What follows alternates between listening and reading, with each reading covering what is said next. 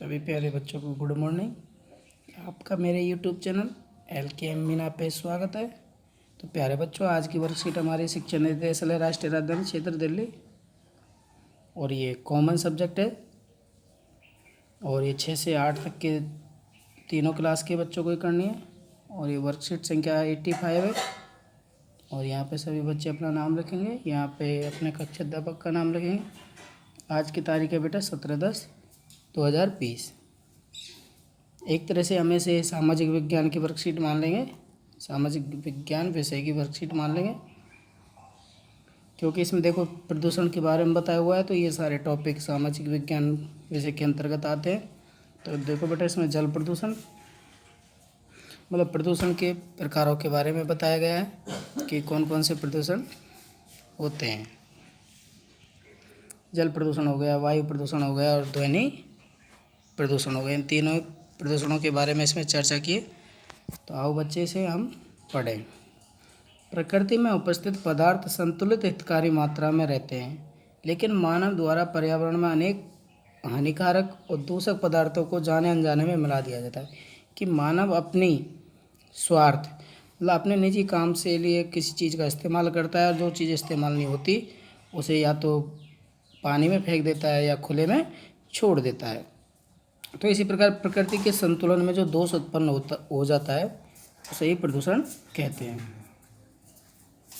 सही क्या कहते हैं बेटा? प्रदूषण कहते हैं। प्रदूषक पदार्थ पर्यावरण और जीव जंतुओं को नुकसान पहुंचाते हैं। जो प्रदूषक पदार्थ होते हैं वो पर्यावरण और जीव जंतुओं को नुकसान पहुंचाते हैं। वर्तमान में प्रदूषण की स्थिति बहुत ही भयंकर हो चुकी है, मतलब इतना भयंकर रूप ले चुकी है कि हर आदमी को उससे नुकसान है और जीव जंतुओं को क्या है? नुकसान है। इसलिए पूरे भारतवर्ष में इससे निपटने के प्रयास किए जा रहे हैं। इसलिए पूरे भारतवर्ष में बेटा इस जो बीमारी है उससे निपटने का उससे निपटने का प्रयास किया जा रहा है।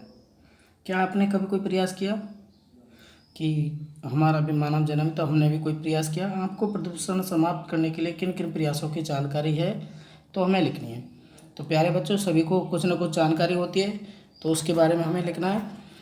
तो देखो बेटा, इसमें ये डायग्राम दिए हुए हैं कि वायु प्रदूषण में जो देखो वायु में धुआं उड़ रहा है, और ये ध्वनि प्रदूषण दिया हुआ है कि वाहनों से निकल रहा है धुआं, और ये पटाखे हैं तो इनसे निकलने वाली ध्वनियाँ और इनसे होने वाला प्रदूषण। तो इन सभी के देश में 3 प्रदूषणों के बारे में चर्चा की है, तो वो हम देख लेते हैं। देखो, प्रदूषण की हानि और उसके प्रति जागरूक के स्लोगन मतलब नारे, जैसे कल को बचाना है प्रदूषण को भगाना है। कितना प्यारा अच्छा नारा है कि कल को बचाना है प्रदूषण को भगाना है। तो इसमें ध्वनि प्रदूषण, वायु प्रदूषण और जल प्रदूषण। तो बेटा इस क्वेश्चन को हम बाद में देखते हैं, पहले इसको देख लेते हैं।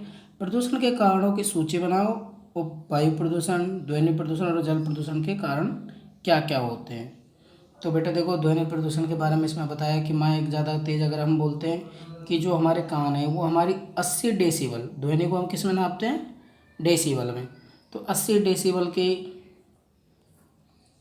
ये मात्रा में कि अगर ध्वनि है तो वो हमारे कान सहजता से सुन लेते हैं। अगर इससे ऊपर ध्वनि है तो हमारे कान में बहरापन आ जाता है। तो प्यारे बच्चों, इसको समझने के लिए मैंने एक कॉपी में बढ़िया ढंग से लिखा है, ये फाइल एक तैयार की, तो उसे आप देख लें। इस क्वेश्चन को हम बाद में करेंगे, प्रदूषण की होने वाली हानि और उसके प्रति जागरूकता। पहले हम प्रदूषण के कारणों की सूची देख लेते हैं। ठीक है बेटा, तो अब देख लेते हैं कौन कौन से कारण हैं जिनसे हम ये प्रदूषण फैलता है। तो ये रहे प्रदूषण के फैलने के कारण। तो वायु प्रदूषण कैसे कैसे फैलता है वो देखेंगे हम। कारण पहले वाहनों से निकलने वाला धुआं कौन सा है? पहला कारण वाहनों से जो धुआं निकलता है उससे बहुत ही ज़्यादा वायु प्रदूषण फैलता है।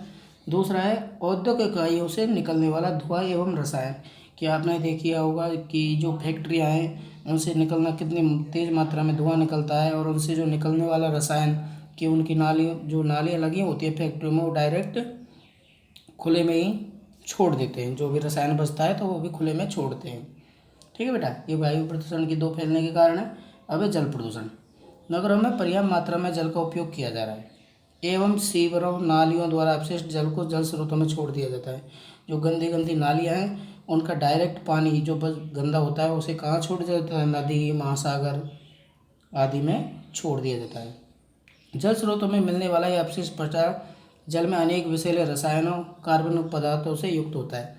जो जल स्रोतों में छोड़ा जाता है, जो फैक्ट्रियों का जो बचा हुआ गंदा जल या गंदा पानी है, तो उसमें विशेष प्रकार के विशेष विषैले रसायन होते हैं जो कि मानव या जीव जंतुओं को नुकसान पहुंचाते हैं, जिससे जल स्रोतों का स्वच्छ जल भी क्या हो जाता है, दूषित हो जाता है, वो पीने योग्य नहीं रहता। उद्योगों से निःसृत पदार्थ भी जल प्रदूषण का मुख्य कारण है। जो उद्योगों से निकलने वाले पदार्थ हैं वो भी जल प्रदूषण का मुख्य कारण है। तो ठीक है बेटा, ये वायु प्रदूषण हो गया और ये जल प्रदूषण होगा। अब पढ़ेंगे हम ध्वनि प्रदूषण के बारे में, उसके फैलने के क्या क्या कारण है। अब देखो बेटा, ध्वनि प्रदूषण ध्वनि प्रदूषण के कारण क्या है। अनियंत्रित वाहनों के विस्तारण के कारण, उनके इंजन और हॉर्न के होने के कारण, कि जो अनियंत्रित वाहन मतलब जो निजी वाहन है वो अपनी मर्जी से हॉर्न को बार बार दबाते रहते हैं, इंजनों को चालू, जैसे ट्रेन का इंजन है तो उसकी भी ध्वनि बहुत ही ध्वनि प्रदूषण का हानिकारक होती है। औद्योगिक क्षेत्रों में उच्च ध्वनि क्षमता के पावर, सायरन, हॉर्न, मशीनों के द्वारा होने वाला शोर। आपने देखा होगा जो फैक्ट्रियों में जो मशीनें हैं उनका हॉर्न बहुत तेज़ होता है और उनकी मशीनें भी बहुत तेज़ आवाज़ करती हैं। तो ये सब किसके कारण होते हैं, ध्वनि प्रदूषण में फैलाने में सहायक होते हैं। जनरेटर और डीजल पंप आदि से ध्वनि प्रदूषण। अब आपने देखा होगा कि जो जनरेटर है, लाइट चलाने वाला डीजल पंप है, इनसे भी हमारा बहुत ही तेज़ मात्रा में ध्वनि प्रदूषण होता है। तो बेटा हमने तीनों प्रदूषणों के बारे में जान लिया कि कौन कौन से कारण हैं जो इनको फैलाते हैं, वायु प्रदूषण, जल प्रदूषण और ध्वनि प्रदूषण। अब आता है हमारा प्रदूषण रोकने के कुछ उपाय। ठीक है बेटा, भाई इनको हम कैसे रोक सकते हैं, तो कुछ उपायों के बारे में भी हम चर्चा कर लेते हैं। तो पहला है उपाय, निजी वाहनों की जगह सार्वजनिक वाहनों का इस्तेमाल करना। कि जो निजी वाहन है, हमारे खुद के वाहन है, उनकी जगह जो बस वगैरह ही चल रही हैं, और बस ट्रेन है और मेट्रो है, तो इसका भी उपयोग हम कर सकते हैं जिससे ध्वनि प्रदूषण कम हो सके। दैनिक ज़रूरतों को पूरा करने के लिए जीवाश्म ईंधन की जगह सौर ऊर्जा का इस्तेमाल करना चाहिए। जो दैनिक ज़रूरत है उनकी जगह, जैसे हम ये चूल्हा वगैरह जलाते हैं जो लकड़ी से जलते हैं, और गैस वगैरह है, उनकी जगह हम सौर ऊर्जा से चलित वाहनों का उपयोग करके हम प्रदूषण को रोकने में सहायक हो सकते हैं। अब देखते हैं बेटा तीसरा कारण, कि यदि आप निजी वाहनों का उपयोग करते हैं तो आप कार पूलिंग करनी चाहिए। कि जो आप निजी वाहनों का उपयोग करते हैं, कि जैसे एक गाड़ी से हम जा रहे हैं तो दूसरा मान लो कोई आदमी है तो उससे बोलें कि यहाँ पे अपना वाहन रोकें, आज मेरी कार से चलते हैं। कि निजी वाहन का उपयोग हम कार पूलिंग मतलब एक दूसरे को बैठा के ले जाने में। चौथा है बगीचे की पत्तियों को जलाने की जगह उनका खाद बनाकर उपयोग करें। जैसे बगीचे में आपने देखा होगा बहुत सारे पेड़ होते हैं तो उनकी पत्तियाँ क्या है, हम कई लोग इतने समझदार होते हैं कि उनकी पत्तियों को जला देते हैं, जो कि गलत है। उनकी पत्तियों को खाद बनाकर उनको एक गड्ढे में पटक देना चाहिए और उन्हें दबा देना चाहिए जिससे उनका खाद बन सके। तो उनका खाद बनाकर उपयोग करें, ना कि जलाएं। शहरी इलाकों में अधिक से अधिक पौधे लगाने चाहिए, यह ध्वनि शोषक का कार्य करते हैं। जो हमारे पेड़ पौधे, पता है बरसात के साथ साथ ये ध्वनि को भी रोकते हैं। जितने ज़्यादा सघन पेड़ होंगे, अधिक पेड़ होंगे, तो ध्वनि भी वहाँ पे कम होगी। ये ध्वनि को शोषक भी करते हैं। कार्बन पदार्थों के निष्पादन से पूर्व उनका ऑक्सीजनीकरण किया जाए। मतलब जो कल कारखाने फैक्ट्रियों से निकलने वाला जो पदार्थ है उनका ऑक्सीकरण किया जाए। पानी में जीवाणुओं को नष्ट करने के लिए रासायनिक पदार्थ और जैसे ब्लीचिंग पाउडर आदि का प्रयोग करना। जैसे हमारा गंदा पानी है या जो जीवाणु उसमें है तो उनको करने के लिए आपने देखा होगा ब्लीचिंग पाउडर का मतलब यहाँ लाल दवा है। ठीक, जैसे हम मिलाते हैं भाई कीड़े पड़ गए तो उसमें लाल दवा मिला दी जाए। अंतर्राष्ट्रीय स्तर पर समुद्र में किए जाने वाले परमाणु परीक्षणों पर रोक लगा देनी चाहिए। जो परमाणु परीक्षण समुद्रों में किए जाते हैं तो उन पर भी रोक लगा देनी चाहिए, जैसे हमें अधिक से अधिक पीने योग्य पानी मिल सके। ठीक है बेटा, ये हो गई हमारे इस कारणों की चर्चा। अब देख लेते हैं बेटा हम वो जो क्वेश्चन जो हमने पहला क्वेश्चन छोड़ा था उसमें हमें क्या क्या लिखना है। प्रदूषण रोकने से संबंधित नारे, तो नारों के बारे में हमें लिखना है, पर्यावरण को हम सबको मिलकर रखेंगे स्वच्छ, पर्यावरण को हम सब मिलकर रखेंगे स्वच्छ, प्रदूषण का करेंगे अंत। ये पहला स्लोगन हो गया नारा। दूसरा है हमारा, जैसा करेंगे वैसा भरेंगे, नहीं रोकेंगे प्रदूषण तो बेकार की मौत मरेंगे। कितना अच्छा स्लोगन है। तो सभी बच्चे इसको याद भी रखें, क्योंकि आगे आने वाले एग्जामों में ये बहुत ही महत्वपूर्ण है। तीसरा है, पर्यावरण में बिल्कुल विष ना मिलाओ, अपने कामों से प्रदूषण मत फैलाओ। मतलब पर्यावरण में बिल्कुल भी जहर ना मिलाओ और अपने कामों से प्रदूषण मत फैलाओ।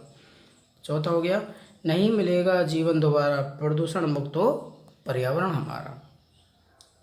ठीक है बेटा, तो ये दोनों ही क्वेश्चन मैंने आपको अच्छे से समझा दिए हैं। तो सभी बच्चे इन दोनों क्वेश्चनों को अच्छे से कर लेंगे। ठीक है।